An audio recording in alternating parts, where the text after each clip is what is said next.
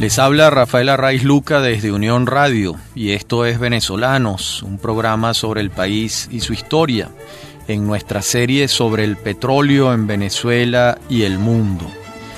En el programa anterior quedamos en la Guerra de los 6 días, el 5 de junio de 1967, y quedamos también en el comienzo del primer gobierno de Rafael Caldera, el gobierno que va de 1969 a 1974.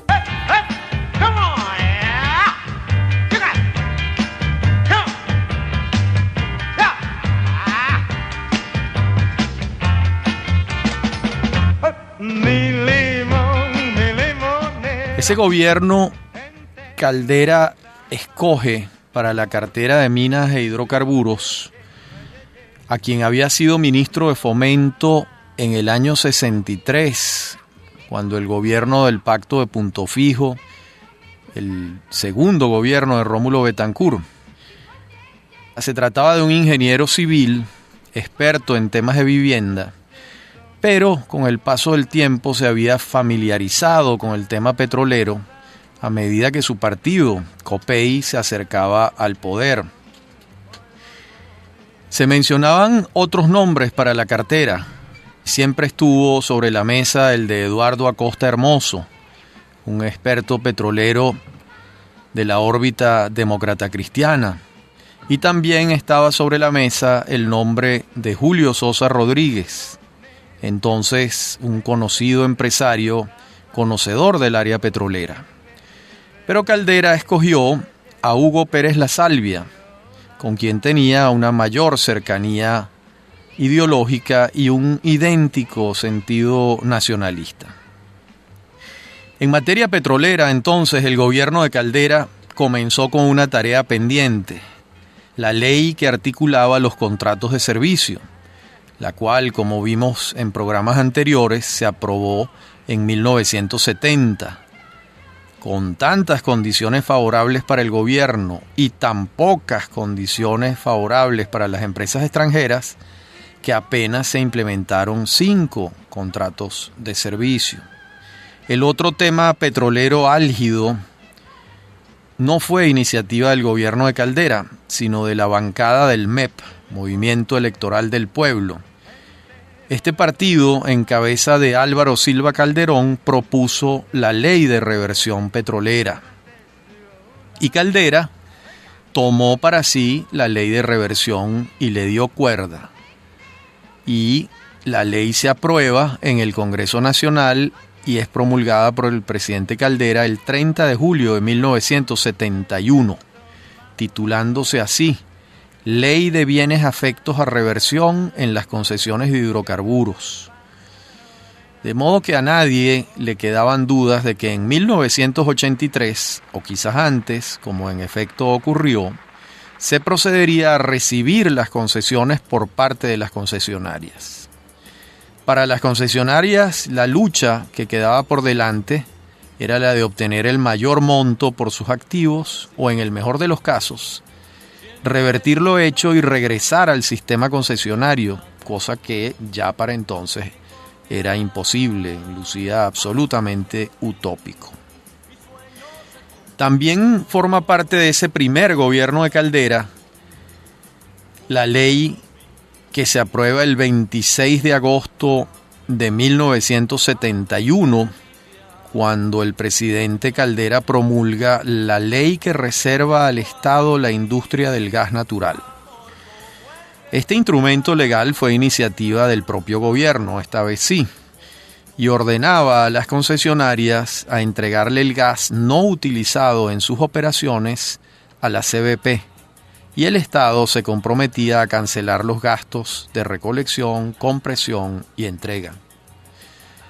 Recordemos que esta fue la primera vez que se estatizó mediante ley una actividad petrolera, y la verdad es que la relación entre las concesionarias y la CBP fluyó naturalmente, de acuerdo con las pautas operativas. La segunda ley calderista, que fue antecedente de la estatización de Carlos Andrés Pérez, que veremos luego, por supuesto, fue la ley que reserva al Estado la explotación del mercado interno de los productos derivados de los hidrocarburos. Esta fue promulgada el 21 de julio de 1973. Esta ley obligaba a las concesionarias a transferir a la CBP la actividad referida, es decir, la comercialización de gasolina, parafina, querosén, lubricantes, todos aquellos derivados de los hidrocarburos. Además, la ley fijaba los precios de venta, de modo que el margen de maniobra era cero para las concesionarias. Estas dos leyes que hemos referido le han debido dejar en claro a las compañías concesionarias que el próximo paso sería la estatización total de la industria petrolera. Eso va a ocurrir poco tiempo después. También fue decisión de Caldera respaldar la creación de un instituto que se va a dedicar a la investigación petrolera y petroquímica.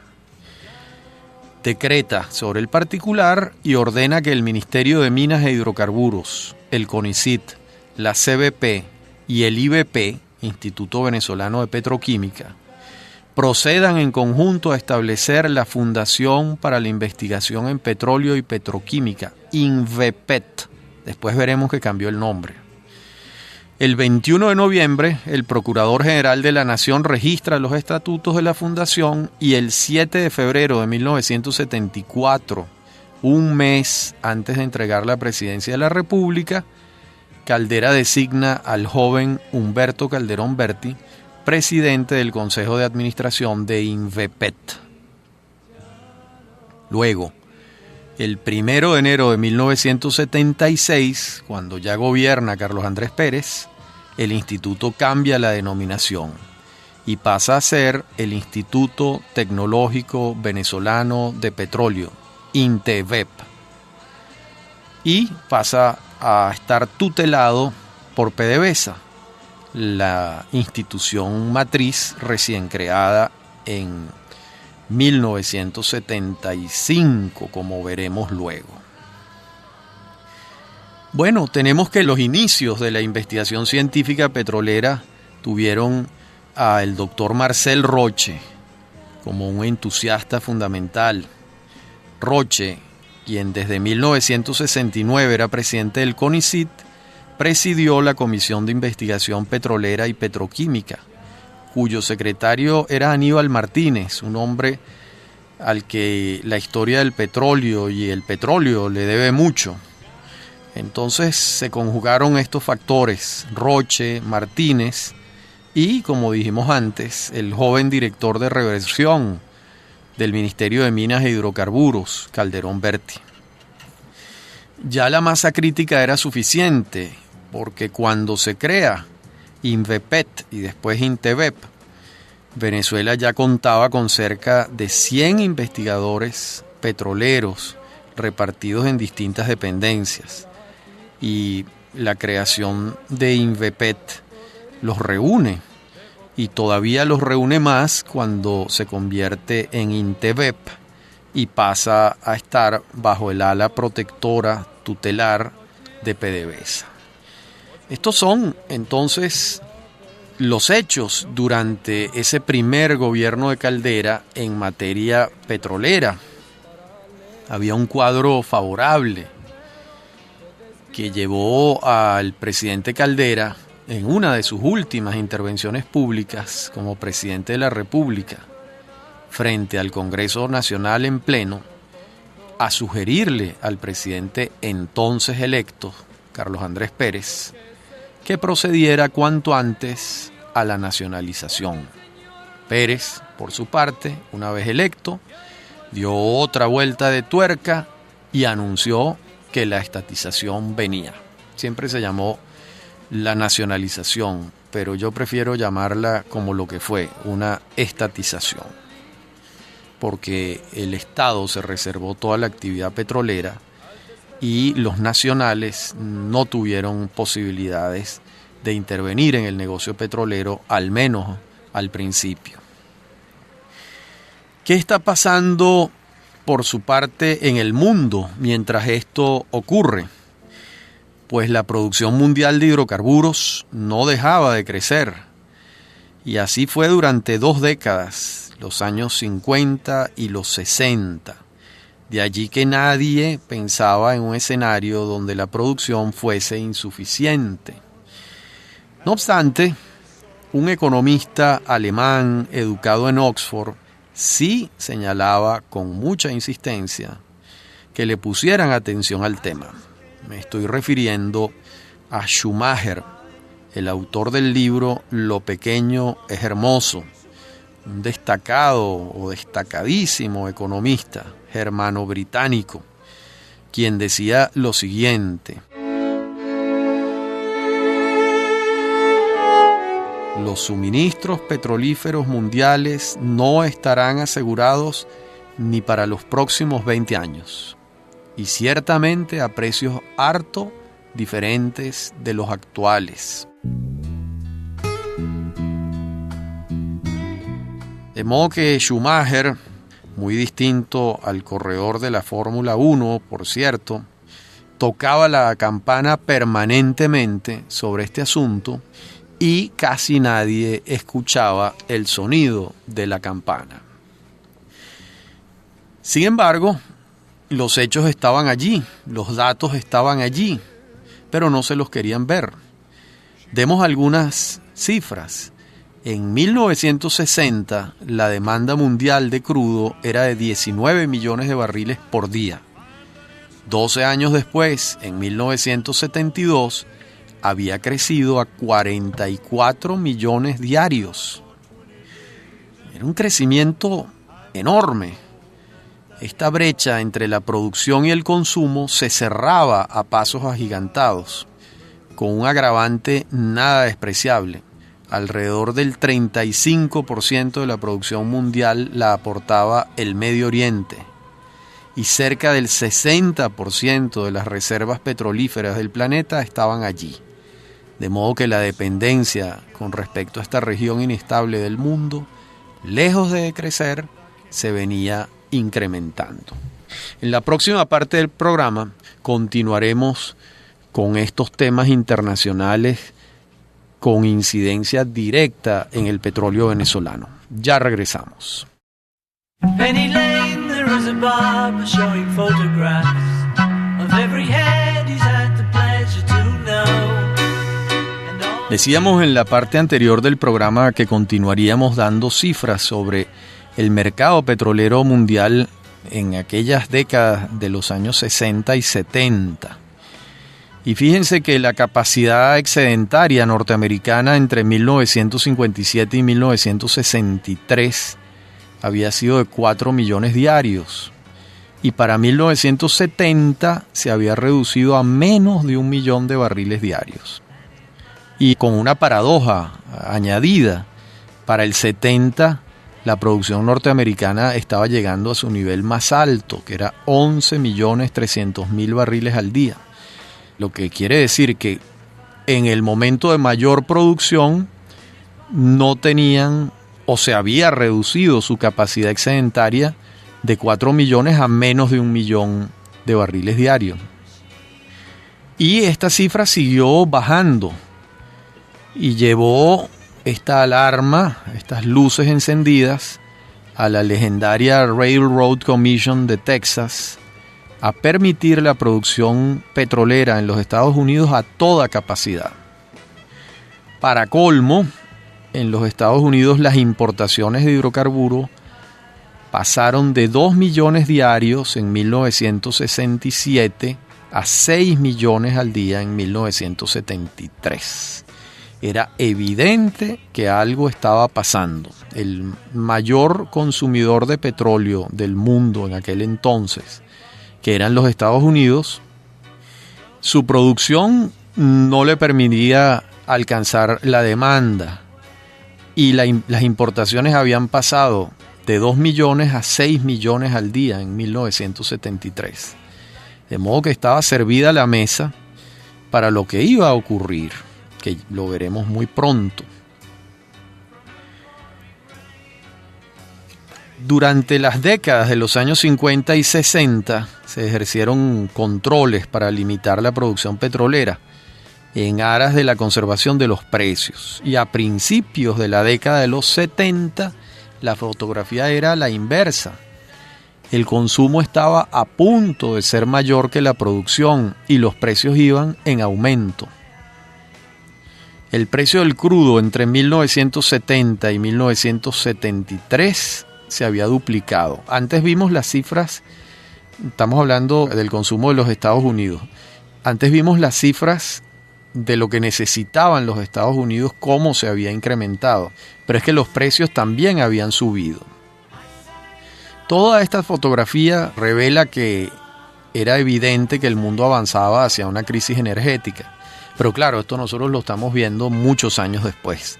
Mientras se están viviendo esos hechos, no siempre son claros para los actores, porque a pesar de que hay señales que después se ven claramente, en el fragor de los hechos, en medio de la coyuntura, no siempre se ven claras esas señales. Por su parte, mientras esto ocurría, mientras este cuadro que les he relatado ocurría, en Egipto, el sucesor de Nasser, el famoso Anwar el-Sadat, tejía por su parte una estrategia bélica contra Israel y estaba en sociedad con el gobernante de Siria, Hafez al-Assad, padre del actual gobernante.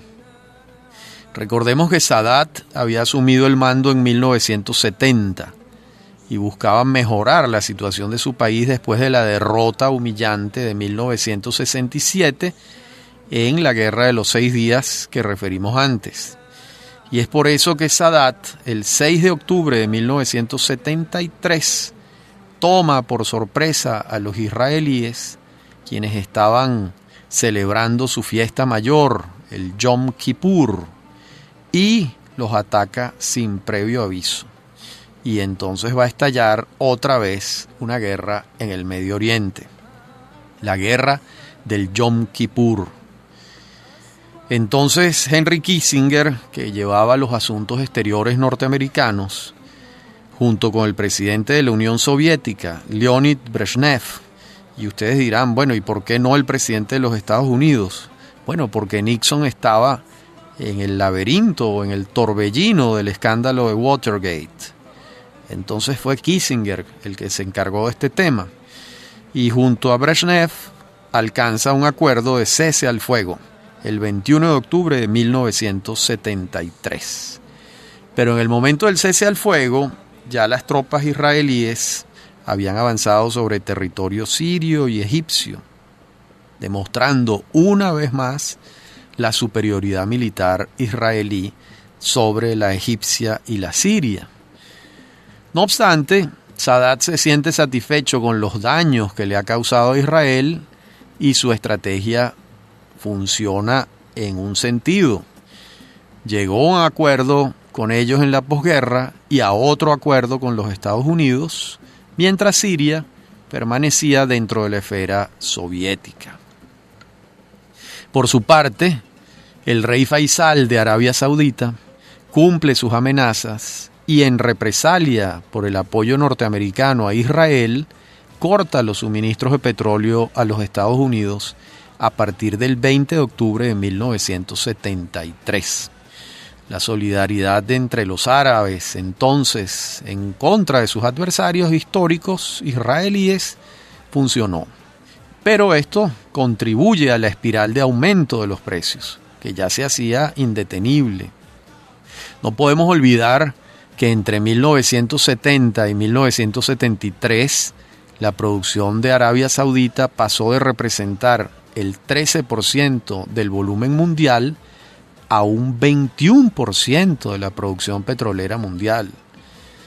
Ya su producción en el año 73 alcanzaba los 8,4 millones de barriles diarios. Sigue siendo ese el nivel de producción de Arabia Saudita. Imagínense los años que tienen con esos altísimos niveles de producción. Toda esta situación, el declive de la producción y el aumento de la demanda, más la guerra del Yom Kippur, más el embargo petrolero de Arabia Saudita, bueno, fueron música para los oídos de la OPEP. Los años dorados de la OPEP tocaban la puerta, porque finalmente, después de 13 años de haber sido creada, comenzaban a subir los precios. Las cifras hablan por sí solas. En 1972, los países de la OPEP exportaron crudo por $22.000 millones. En 1977, apenas 5 años después, exportaron crudo por $140.000 millones. Estos son cifras mayores, como podemos señalar.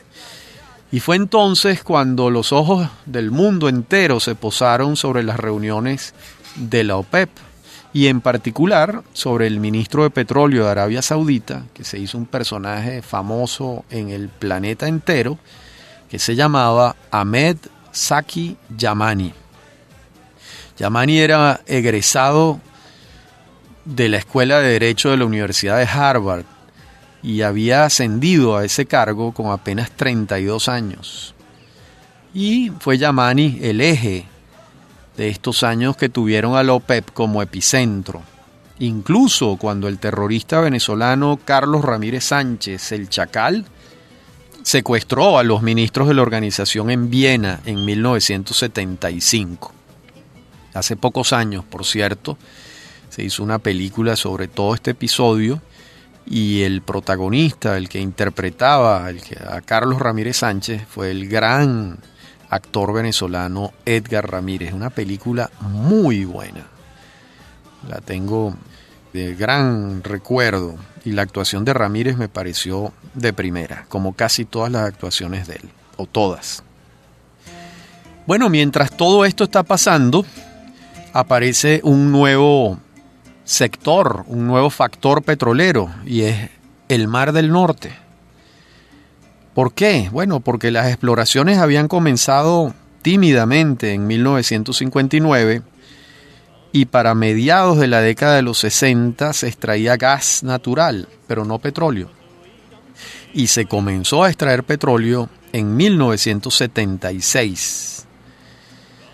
Cuando se logra extraer petróleo de las aguas profundas del Mar del Norte, ubicado, como sabemos, entre Noruega y Gran Bretaña.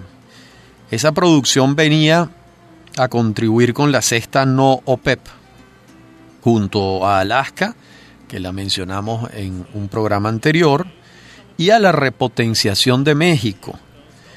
Y esto conducía a que la dependencia de las naciones occidentales del crudo del Medio Oriente se redujera ostensiblemente. Esto era a los efectos de los intereses del mundo occidental, Europa y los Estados Unidos, esto les daba un respiro, porque dependían menos del crudo del Medio Oriente y de la inestabilidad política en esa región del mundo. El crecimiento petrolero de estos campos marítimos entre Noruega y Gran Bretaña ha sido constante desde entonces y hasta nuestros días, donde Noruega, por ejemplo, extrae alrededor de 2 millones de barriles diarios. Y algo similar Gran Bretaña, de modo que son campos que le producen mucho a estos dos países. En el caso de Noruega es notable porque es un país con apenas 5 millones de habitantes y unos ingresos en dólares gigantescos, que por cierto los noruegos con gran sabiduría han creado un fondo de estabilización y buena parte de esos ingresos, por no decir todos, no entran a la economía noruega y se quedan colocados en este fondo en inversiones fuera de Noruega, lo que hace que las perspectivas económicas de los noruegos sean más que promisorias para muchísimos años, pero en buena medida se debe a esta sabiduría de guardar el dinero cuando las vacas son gordas y utilizarlo después cuando las vacas son flacas. Lo que pasa es que Noruega no creo que tenga vaca flaca. En la próxima parte del programa veremos entonces ya el primer gobierno de Carlos Andrés Pérez y la industria petrolera venezolana y mundial. Ya regresamos.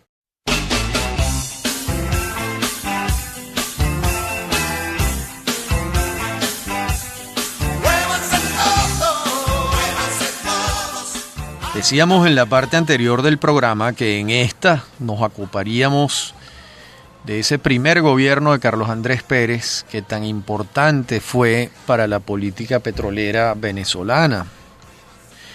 Recordemos que Pérez, después de ganar las elecciones de diciembre de 1973, en medio de un torbellino de cambios en la manera como se hacían las campañas electorales en Venezuela, designa un gabinete ejecutivo, ya asumiendo el poder.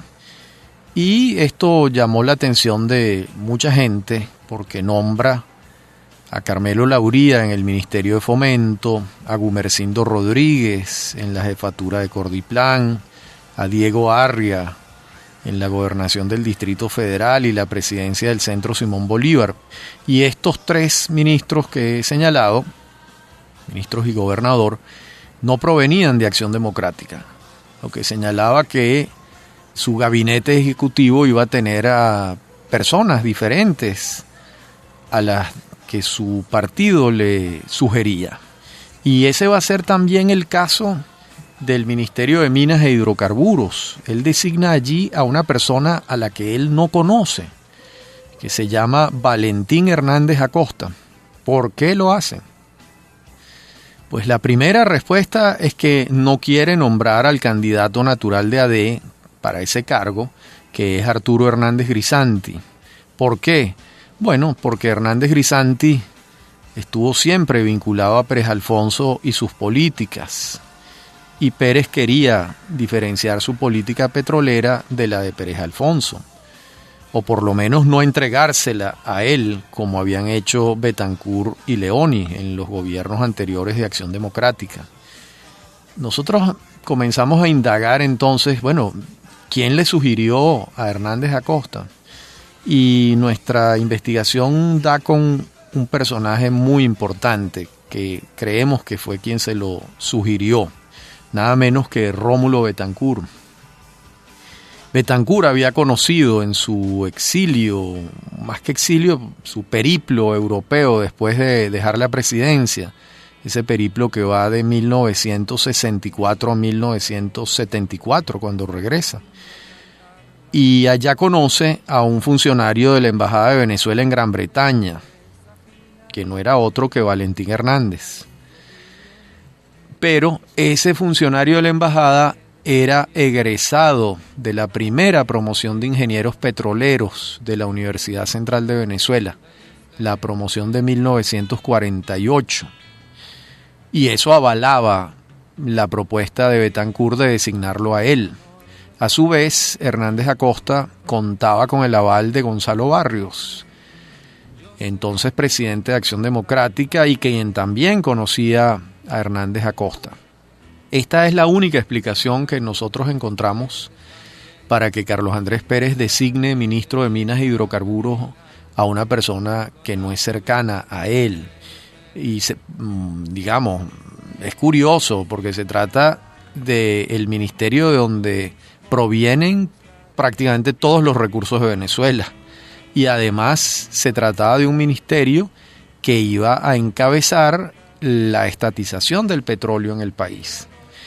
Esto es muy interesante porque, bueno, por una parte habla de la influencia que tuvo Betancur en los primeros tiempos del primer gobierno de Carlos Andrés Pérez, pero también habla bien de Pérez, porque acepta nombrar a alguien que no conoce y lo hace por sus calificaciones. Se trata de un ingeniero petrolero graduado en nuestra Universidad Central de Venezuela, de modo que era pertinente. Y la verdad es que Valentín Hernández hizo su trabajo y muy bien hecho. El largo y tumultuoso proceso que desemboca en la estatización el 1 de enero de 1976 va a comenzar con la iniciativa de Pérez de crear una comisión mediante decreto, apenas 10 días después de asumir el mando, de modo que el tema era para él obviamente prioritario. Esa comisión que va a tener en sus manos el tema va a estar presidida por el ministro de Minas e Hidrocarburos y compuesta por una larga lista que no vamos a referirles, pero esa lista no dejaba fuera a nadie del sector vinculado con el tema petrolero. no solo estatal, sino de expertos que venían de las concesionarias y de todo venezolano que conociera el tema petrolero, estaba allí. Pérez le otorgaba a esa comisión 6 meses para entregar resultados. Y en efecto, los resultados son la exposición de motivos y un proyecto de ley orgánica que reserva al Estado la industria y el comercio de los hidrocarburos. Ese proyecto va a ir al Congreso Nacional y se va a debatir durante un buen tiempo. Yo creo que fue uno de los grandes debates parlamentarios de toda nuestra vida republicana. Fue algo hermoso y emocionante ver cómo los venezolanos, representados por nuestros diputados y senadores, porque entonces el Congreso era bicameral, discutían los temas referidos al petróleo. Y el artículo más controversial fue el famoso artículo 5. En la Cámara de Diputados se introducen cambios en el artículo 5 y cuando llega el texto a la Cámara del Senado, pues piden la palabra los senadores vitalicios Rómulo Betancourt y Rafael Caldera. A su vez pide la palabra el presidente del Congreso Nacional de entonces, Gonzalo Barrios. Estas 3 intervenciones, Betancourt, Caldera y Barrios, son documentos históricos de gran importancia sobre el debate petrolero, ya que los 3 personajes enmarcan los hechos en la historia nacional. Ellos explican cómo fue que llegamos allí, recuerdan el largo proceso que condujo a esa decisión de la estatización.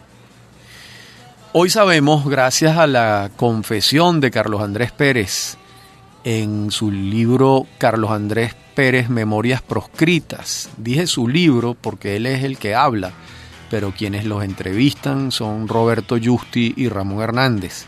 Este libro siempre lo recomiendo. Es un gran libro para comprender la historia política venezolana de los últimos años.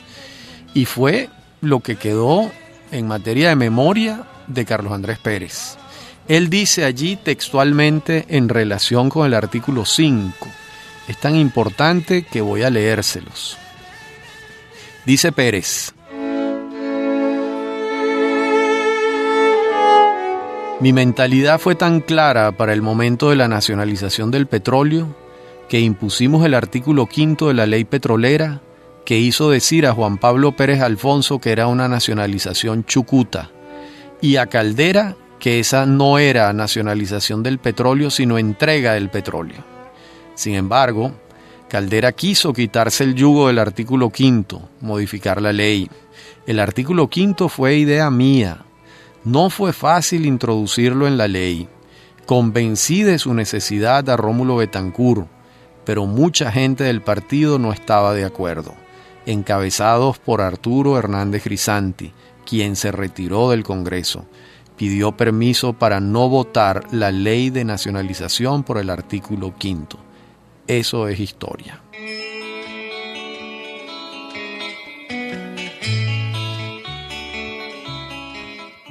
Esto es lo que dice Carlos Andrés Pérez en ese libro que les señalé.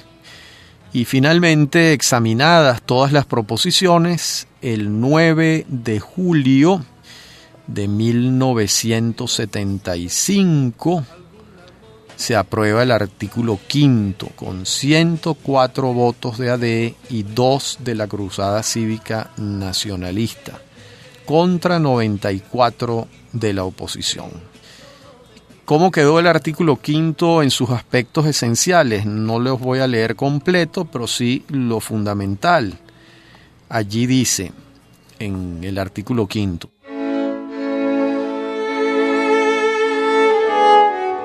el Estado ejercerá las actividades señaladas en el artículo 1 de la presente ley directamente por el Ejecutivo Nacional o por medio de entes de su propiedad, pudiendo celebrar los convenios operativos necesarios para la mejor realización de sus funciones, sin que en ningún caso estas gestiones afecten la esencia misma de las actividades atribuidas. Podrán entonces celebrar convenios de asociación con entes privados, con una participación tal que garantice el control por parte del Estado y con una duración determinada.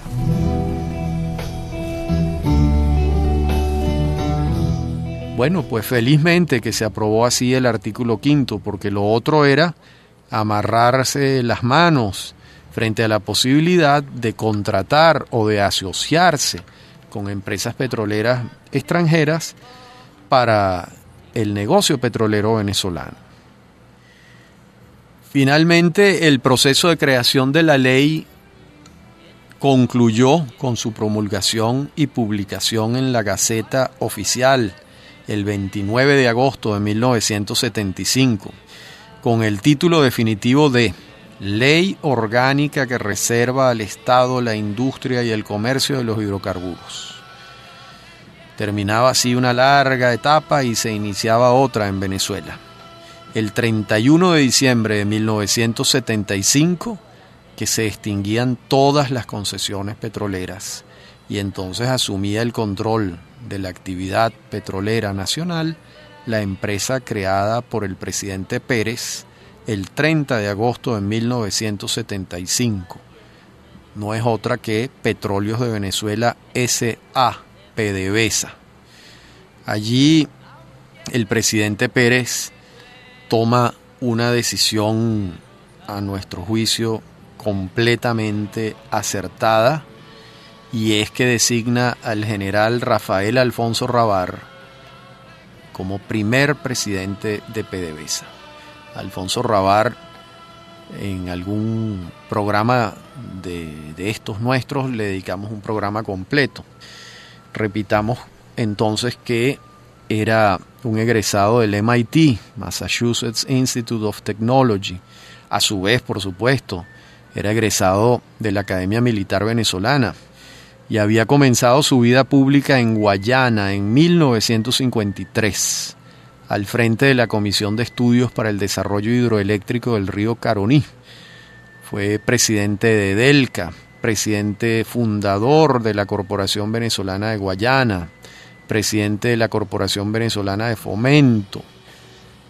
Realmente la hoja de vida de servicio público del general Alfonso Rabar no tiene parangón en nuestra historia. Siempre digo que quizás a quien se asemeja más es a el ingeniero Jesús Muñoz Tebar, que fue el fundador del Ministerio de Obras Públicas en tiempos de uno de los gobiernos de Antonio Guzmán Blanco. Si mi memoria no falla, en 1874 se fundó el MOP y allí estuvo Muñoz Tebar.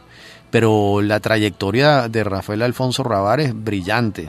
Desde el año 53 hasta el año 73 encabeza todo el proceso de desarrollo de Guayana, incluso la fundación de Ciudad Guayana, que es obra suya y de los arquitectos del MIT y de Harvard. Él coordina ese proceso. Es el que construye, encabeza la construcción de Macagua 1 y del Guri. El Guri es obra promovida y coordinada por Rafael Alfonso Rabar.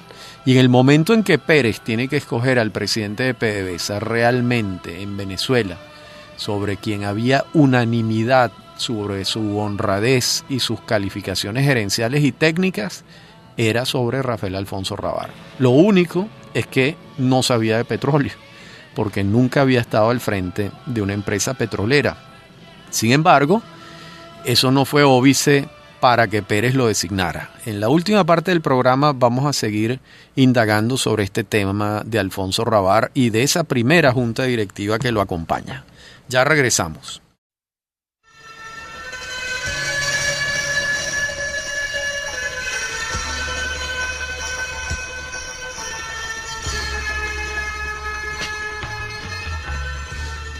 Decíamos en la parte anterior del programa que al general Alfonso Rabar lo acompañaron una serie de personajes del mundo petrolero en la junta directiva.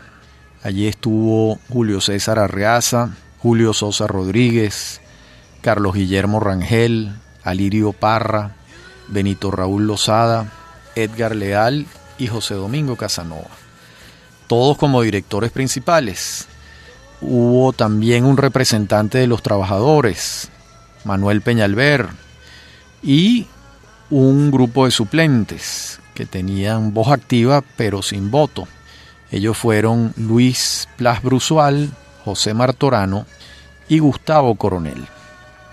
se estableció que la junta directiva duraría 4 años en sus funciones. Y ustedes se preguntarán, ¿por qué el presidente Pérez no escogió a un hombre de la industria petrolera y sí a un gerente ajeno a ella? Pues veamos lo que dice el mismo presidente Pérez en sus memorias proscritas, referidas y citadas antes. Allí afirma Pérez: siempre consideré que, aunque había que respetar la meritocracia petrolera y mantenerla incontaminada políticamente, era necesaria su vinculación con el resto de la economía nacional, que al lado de los gerentes petroleros estuvieran representados los sectores de la empresa privada y, desde luego, que la presidencia no fuera ejercida por un gerente petrolero.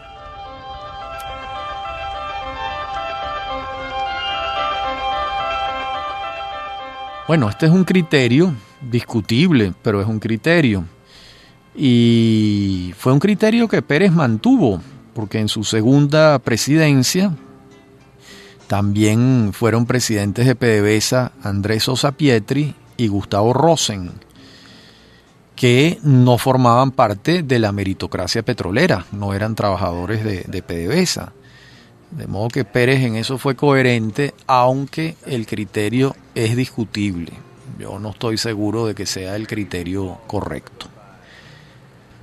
Antes del 1 de enero del 76 estaba pendiente el tema de las indemnizaciones a las concesionarias.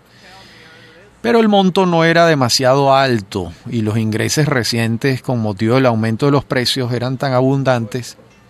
Pero el monto no era demasiado alto y los ingresos recientes con motivo del aumento de los precios eran más que abundantes. Ese monto llegaba a $1.000 millones, distribuidos entre 22 empresas concesionarias y 16 empresas participantes. Todo el procedimiento se adelantó a través del mecanismo jurídico del avenimiento, es decir, no hubo que ir a juicio, no fue necesario. Se clausuraron las cuentas y comenzaba otra contabilidad. Por último, vamos a referir un dato anecdótico que es simpático. Ese dato lo refiere don José Jacopini Zárraga, un venezolano memorioso y muy conocido y muy querido por mucha gente, como es natural. Y lo refiere en un libro de conversaciones publicado por PDVSA 7, muchos años después. Antes recordemos que Jacopini fue designado asistente del presidente de PDVSA, era el asistente del general Alfonso, desde el mismo día de su fundación, y conoció todos los intríngulis del proceso de creación de la empresa. Y además estuvo allí en la asistencia de PDVSA hasta 1992, muchos años. Se jubila don José a los 77 años de edad. Para entonces tenía 43 años en la industria petrolera venezolana. Él señala en ese libro de conversaciones que PDVSA se iba a llamar Petroven, que era la contracción de Petróleos de Venezuela. Y cuando fueron a inscribirla en el registro, hallaron que ya existía la denominación y que de hecho era una pequeña empresa que comercializaba productos petroleros. Entonces Jacopini llamó y fue a hablar con el dueño de esta pequeña empresa e intentó convencerlo de lo bien recibido que sería el gesto de desprenderse de su denominación, pero el señor dueño de su empresita dijo que no, que de ninguna manera, que ese era el nombre de su pequeña empresa. De modo que hubo que cambiar la denominación y se halló Petróleos de Venezuela Sociedad Anónima PDVSA. De modo que por eso se llama PDVSA de esa manera. Hay otro detalle bonito, y es que refiere Jacopini que el logotipo de la empresa fue obra de Luis Emilio Franco Vargas, un diseñador gráfico muy conocido en la época. Y dice literalmente Jacopini: el sentido de la escogencia está inspirado en un tejido de cestería de los indios Panare del distrito cedeño del estado Bolívar. Como se observa, los dibujos son una serie de letras V, cuyo vértice coinciden en el centro, la V de Venezuela, y en el centro la casa matriz.